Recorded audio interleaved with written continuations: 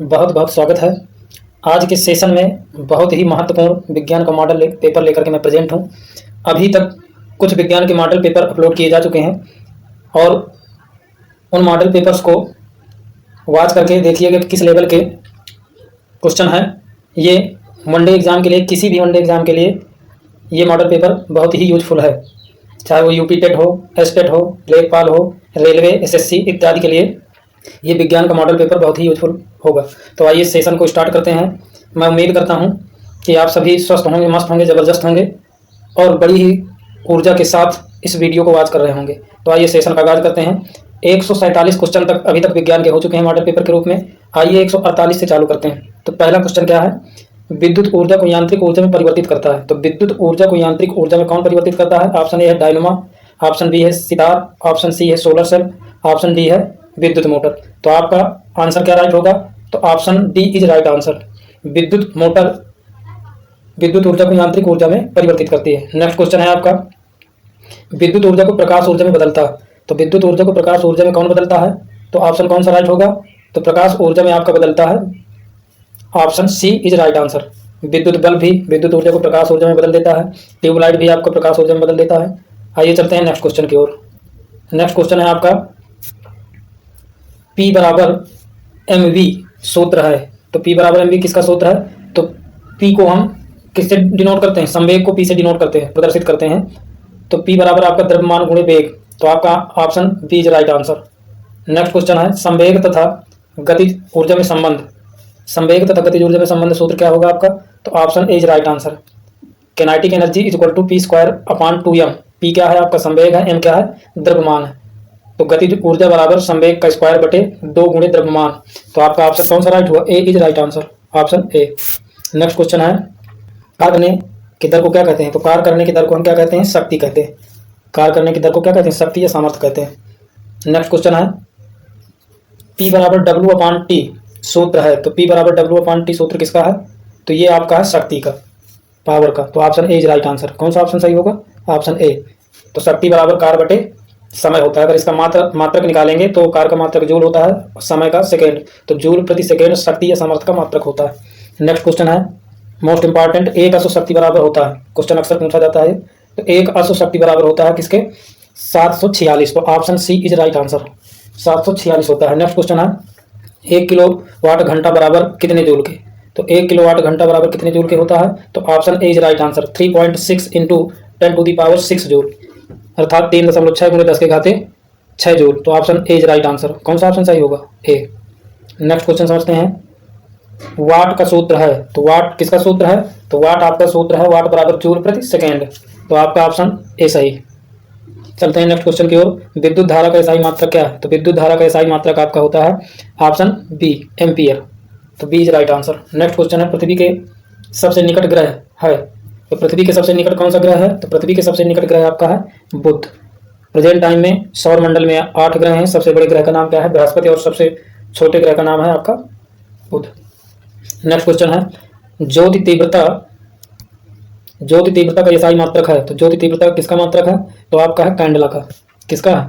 Candela. 7 मूल राशियां होती हैं, 7 मूल राशियों के 7 मूल मात्रक होते हैं, जिसमें से आपका ज्योति तीव्रता का एसआई मात्रक candela. Option B is right answer. Next question है, पदार्थ की मात्रा का एसआई मात्रक है। तो ये भी मूल राशि है। तो एसआई मात्रक किसका क्या है? तो मोल। पदार्थ को किससे मापते हैं? मोल से मापते हैं। आइए चलते हैं नेक्स्ट क्वेश्चन की ओर। तो नेक्स्ट क्वेश्चन में आपका 161 में क्या दिया है ये समझना है। तो आपका है प्रकाश वर्ष मात्रक, मोस्ट इंपॉर्टेंट क्वेश्चन, ये अक्सर पूछा जाता है। तो ये आपका दूरी का मात्रक है। किसका मात्रक है? दूरी का। तो option D is right answer. बड़ी बड़ी दूरियों को हम प्रकाश वर्ष से नापते हैं, जैसे खगोलीय दूरी हो गई। नेक्स्ट क्वेश्चन है, CH4 प्लस O3 क्रिया से प्राप्त होता है। तो CH4 और O3 की क्रिया से हमें क्या प्राप्त होता है? मिथनॉल। तो option B is right answer. कौन सा ऑप्शन सही होगा? बी। नेक्स्ट क्वेश्चन है, समझना है, अम्ल वे पदार्थ हैं जो क्या करते हैं? जल से अपक्रिया करके हाइड्रोजन गैस उत्पन्न करते हैं। बी ऑप्शन, जलीय विलयन में हाइड्रोनियम आयन H3O+ आयन बनाते हैं। ऑप्शन सी, जलीय विलयन में हाइड्रोनियम आयन H3O- आयन बनाते हैं। कोई नहीं। तो option B is right answer. कौन सा ऑप्शन सही होगा? बी, क्योंकि जलीय विलयन में हाइड्रोनियम आयन का निर्माण करते हैं। नेक्स्ट क्वेश्चन है, अम्ल के बारे में थोड़ा सा समझ लीजिए। अम्ल क्या है? तो अम्ल का स्वाद जो है खट्टा होता है और ये नीले लिटमस पेपर को लाल कर देता है। नेक्स्ट, अम्ल एवं क्षार की प्रबलता निर्भर करती है, तो अम्ल एवं क्षार की प्रबलता किस पर निर्भर करती है, तो ये तुल्यांकी भार पर निर्भर करती है। तो option A is right answer. Next question है, एक पदार्थ जलीय विलयन में प्रोटीन प्रदान की प्रवृत्ति रखता है। एक पदार्थ जलीय विलयन में प्रोटॉन प्रदान करने की प्रवृत्ति रखता है, प्रोटीन नहीं प्रोटॉन है, तो प्रोटॉन प्रदान करने की प्रवृत्ति रखता है क्या, अम्ल। तो option A is right answer. Next question है, एस्टिक अम्ल एवं दुर्बल अम्ल हैं। एस्टिक अम्ल एवं दुर्बल अम्ल हैं क्योंकि इनका घनत्व कम होता है, बी इनके आयतन की मात्रा कम होती है, सी यह एक कार्बनिक अम्ल है, डी कोई नहीं। तो option B is right answer, इनके आयतन की मात्रा कम होती है। नेक्स्ट क्वेश्चन है, निम्नलिखित में प्रबल अम्ल है, तो प्रबल अम्ल कौन सा है, तो आपका प्रबल अम्ल है option C is right answer, H2SO4। H2SO4 प्रबल अम्ल है, इसे सल्फ्यूरिक अम्ल कहते हैं। HCl आपका हाइड्रोक्लोरिक अम्ल है और HNO3 आपका नाइट्रिक अम्ल है। नेक्स्ट, निम्नलिखित में दुर्बल अम्ल है, दुर्बल अम्ल बताना है, तो आपका HCl प्रबल अम्ल है, HNO3 भी प्रबल अम्ल है, लेकिन HCN आपका दुर्बल अम्ल है। तो option C is right answer. और HCl, HNO3, H2SO4 में सबसे प्रबल कौन है, तो H2SO4 है, याद रखना है। शुद्ध जल का पीएच मान है, तो शुद्ध जल का पीएच मान क्या होता है, तो शुद्ध जल का पीएच मान आपका 7 होता है। कितना होता है, 7। तो ये आपका माइनस नहीं होगा, ठीक, क्योंकि जब किसी पदार्थ का पीएच मान 7 से कम है तो वो अम्लीय होता है, जब 7 से ज़्यादा हो जाता है तो क्षारीय हो जाता है। इसलिए शुद्ध जल का पीएच मान कितना होता है, 7। नेक्स्ट क्वेश्चन है, शून्य पीएच वाला विलयन होता है, तो शून्य पीएच वाला विलयन कौन सा होता है, तो ये आपका अम्लीय होता है। तो आंसर इज राइट आंसर। तो पीएच का फुल फॉर्म क्या होता है, तो ये होता है आपका potential of hydrogen. PH scale की खोज किसने की थी, पैमाना किसने दिया था, तो सोरेनसन नामक वैज्ञानिक ने पीएच स्केल दिया था। नेक्स्ट क्वेश्चन है, समझना है, ये आपका ए, बी, सी और डी विलयनों के पीएच का मान दिया है क्रमशः। तो ए का मान कितना है 9.5, बी का कितना है 2.5, सी का कितना है 3.5 तथा डी का है आपका 6.5। इनमें से सर्वाधिक अम्लीय विलयन कौन सा होगा, तो सर्वाधिक पूछ रहा है, तो जिसका मान सबसे कम होगा वही सबसे ज़्यादा अम्लीय होगा। तो आपका option B is right answer. Next question है, निम्न लवणों में संकर लवण है, निम्न लवण में संकर लवण है, लवण कैसे बनता है, तो अम्ल और क्षार की क्रिया से लवण का निर्माण होता है तथा जल निकलता है। इसके अम्ल और क्षार की क्रिया से लवण का निर्माण होता है तथा जल प्राप्त होता है। तो हमें संकर लवण बताना है, तो संकर लवण है आपका option B is right answer, K4FeCN का होल 6। तो ये आपका क्या है, संकर लवण के अंतर्गत आता है। वहीं K2SO4 L2SO4 का होल थ्राइस इंटू 24H2 ये आपका फिटकरी का सूत्र है, किसका, फिटकरी का, जिसको हम पोटास एलम भी कहते हैं। ये आपका क्या है, फिटकरी, फिटकरी। तो इस प्रकार से आगे की ओर चलते हैं, समझते हैं नेक्स्ट क्वेश्चन। नेक्स्ट क्वेश्चन में क्या है आपका 173वां क्वेश्चन क्या कह रहा है, ये समझना। क्षारीय विलयन में फिनालफ्थैलीन सूचक का रंग होता है, तो क्षारीय विलयन में फिनालफ्थैलीन सूचक का रंग होता है, क्या होता है, तो ये लाल होता है। याद रखना है, क्षारीय में फिनालफ्थैलीन क्या होता है, लाल। तो ऑप्शन इज राइट आंसर। ये सूचक क्या है, तो ऐसे पदार्थ जो अम्लीयता या क्षारीयता की सूचना देते हैं कि कौन सा पदार्थ अम्ल है कौन सा क्षार है, उसकी जो सूचना देते हैं, तो ऐसे पदार्थों को हम सूचक कहते हैं, जिनमें से आपका फिनालफ्थैलीन एक सूचक पदार्थ है। तो क्षारीय विलयन में इसका रंग कैसा हो जाता है, तो लाल हो जाता है। नेक्स्ट क्वेश्चन, क्षारीय विलयन में मेथिल ऑरेंज का रंग होता है, ये भी आपका सूचक है मेथिल ऑरेंज। तो क्षारीय विलयन में मेथिल ऑरेंज का रंग कैसा होता है, तो ये पीला होता है। फिनालफ्थैलीन का लाल होता है और इसका क्या होता है, मेथिल ऑरेंज का पीला होता है। नेक्स्ट क्वेश्चन, फिटकरी या पोटास एलम किस प्रकार का लवण है, तो ये आपका ऑप्शन ए कह रहा है लवण है, दूसरा क्या कह रहा है दुक लवण है, सी है खाद्य लवण है, डी कोई नहीं। तो option B is right answer, ये दुक लवण होता है। क्या होता है, फिटकरी आपका दुक लवण होता है, option B is right answer.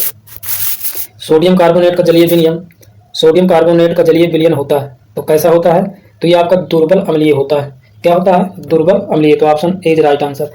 Sodium carbonate का सूत्र क्या होता है, तो सोडियम कार्बोनेट का जो सूत्र होता है तो होता है Na2CO3। क्या होता है, Na2CO3। नेक्स्ट क्वेश्चन है, मेंडलीव की आवर्त सारणी में आवर्तों की कुल संख्या कितनी थी, तो मेंडलीव की आवर्त सारणी में जो तत्वों का इन्होंने डिवाइडेशन किया रखा वर्ग और आवर्त में, तो आवर्तों की संख्या कितनी थी, 7 थी। तो option A is right answer. Next question है, किसी आवर्त में बाएं से दाएं जाने पर, यानी किसी आवर्त में जो आपके 36 खाने होते हैं सारणी में वो आवर्त कहलाते हैं, और जो खड़े खाने होते हैं ऊर्ध्वाधर खाने होते हैं उन्हें हम वर्ग कहते हैं। तो कह रहा है आवर्त में बाएं से दाएं जाने बढ़ने पर तत्वों की क्या होती है, ऑप्शन क्या है, धन विद्युतीय प्रकृति बढ़ती है, बी है धात्विकता बढ़ जाती है, सी है आणिक त्रिज्या बढ़ती जाती है, डी है तत्वों के ऑक्साइडों की क्षारीय प्रकृति घटती जाती है। तो option D is right answer, यानी जब बाएं से दाएं जाएंगे आवर्त में हम, तो क्या घटती जाती है, तत्वों के ऑक्साइडों की क्षारीय प्रकृति घटती जाती है। तो option D is right answer. Next question है, आधुनिक आवर्त नियम प्रतिपादित करने वाले वैज्ञानिक, मोस्ट इंपॉर्टेंट क्वेश्चन, तो इसको आप लोग जानते भी होंगे, तो यह है आपके मोजले साहब। कौन, मोजले। नेक्स्ट क्वेश्चन है, आधुनिक आवर्ती वर्गीकरण का आधार क्या, तो आधुनिक आवर्ती वर्गीकरण का आधार क्या है? तो option B is right answer.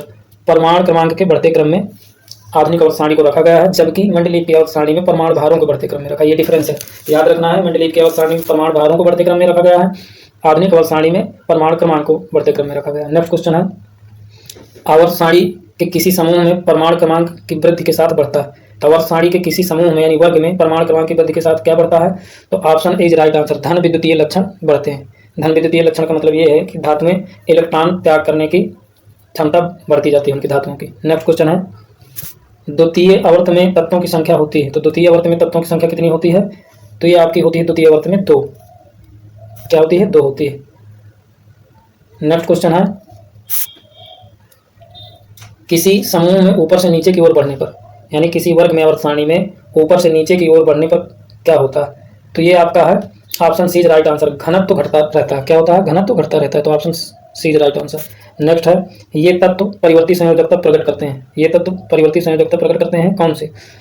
तो ऑप्शन ए है नॉर्मल, प्रारूपिक, संक्रमण, उपयुक्त, सभी। तो आपका option D is right answer, सभी। बहुत ही इंपॉर्टेंट क्वेश्चन आपके मध्य लेकर के मैं प्रेजेंट हूँ।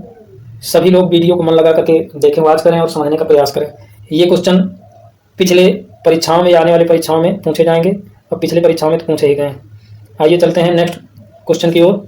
185 क्वेश्चन क्या कह रहा है समझना। तो आपका 185 में क्या कह रहा है, किस तत्व की विद्युत धनात्मकता सबसे अधिक होती है? किस तत्व में विद्युत धनात्मकता सबसे अधिक है? तो किसमें है? तो ऑप्शन आपका B is right answer. Magnesium में, Mg में, इसमें विद्युत धनात्मकता सबसे अधिक होती है। नेक्स्ट है, जंतु विज्ञान के पिता कौन है? तो जंतु विज्ञान के पिता आपके हैं अरस्तु। वहीं अगर देखा जाए तो ये जीव विज्ञान के भी पिता है। आइए चलते हैं नेक्स्ट क्वेश्चन की ओर। जंतु इतिहास, हिस्टोरिया एनिमिलियम नामक पुस्तक के लेखक कौन? तो option B is right answer. अरस्तु जी ने। अरस्तु जी ने जो है जंतु इतिहास लिखा है। नेक्स्ट क्वेश्चन है, जीव विज्ञान के किस शाखा के अंतर्गत जीवों के आचरण का अध्ययन करते हैं? तो जीवों के आचरण का अध्ययन, उनके बिहेव का अध्ययन किसमें करते हैं? तो ये करते हैं आपका इथोलॉजी में। Option A is right answer. Ethology के अंतर्गत करते हैं।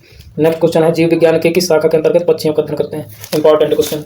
तो ये है आपका option B is right answer, ornithology. कौन सा है? ऑर्निथोलॉजी के अंतर्गत हम पक्षियों का अध्ययन करते हैं। मछलियों के अध्ययन को क्या कहते हैं? तो मछलियों के अध्ययन को हम क्या कहते हैं? तो option B is right answer, ichthyology. क्या बोलते हैं? इक्थियोलॉजी के अंतर्गत मछलियों का अध्ययन करते हैं।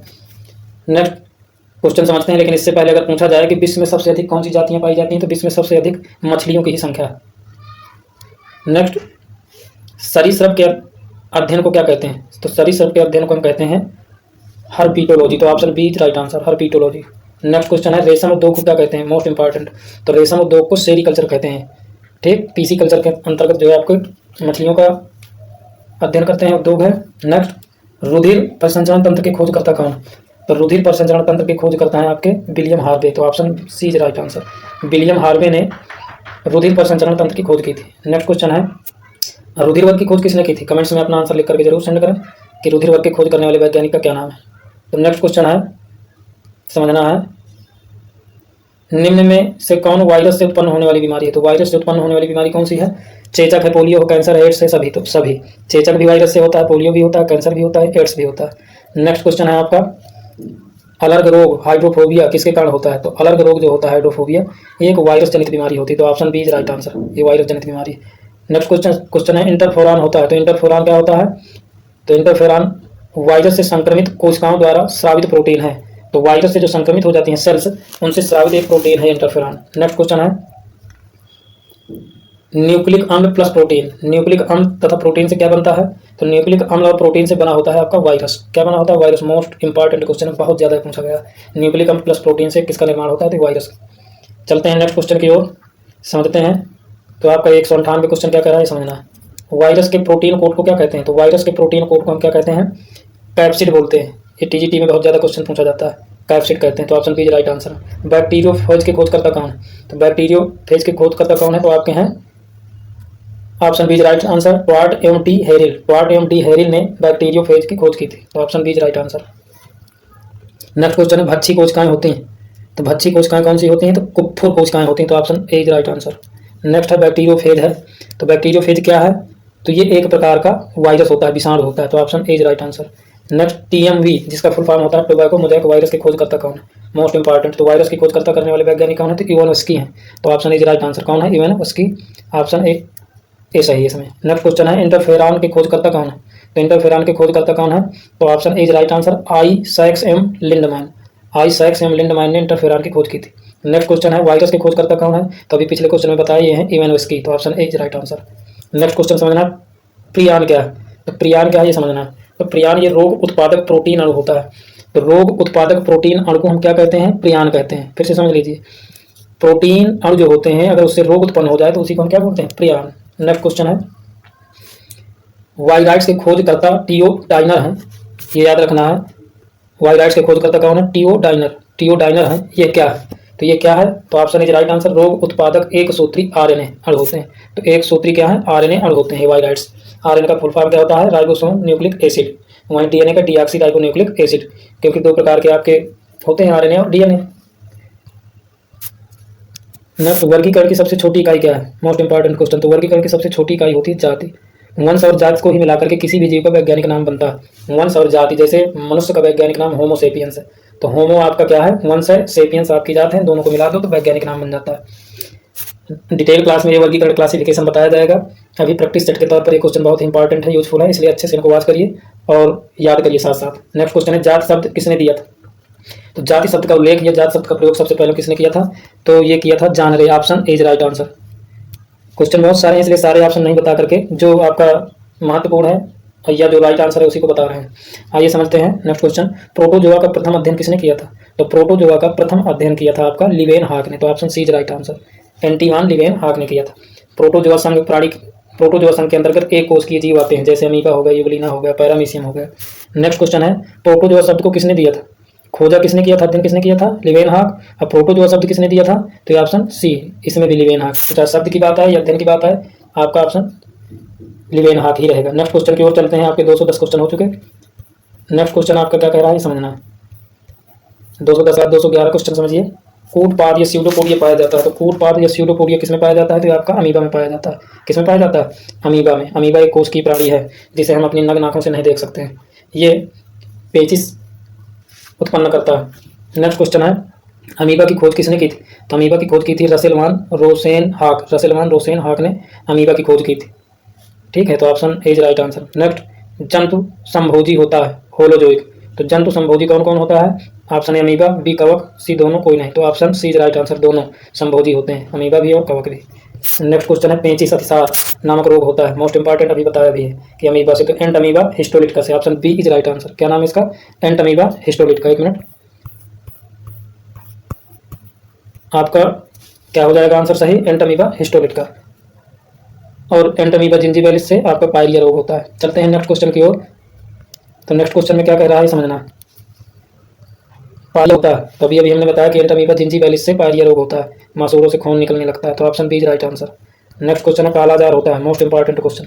तो कालाजार होता है आपका लीशमाइनिया से। किससे होता है? लीशमाइनिया। तो बी ऑप्शन आपका सही है इसमें।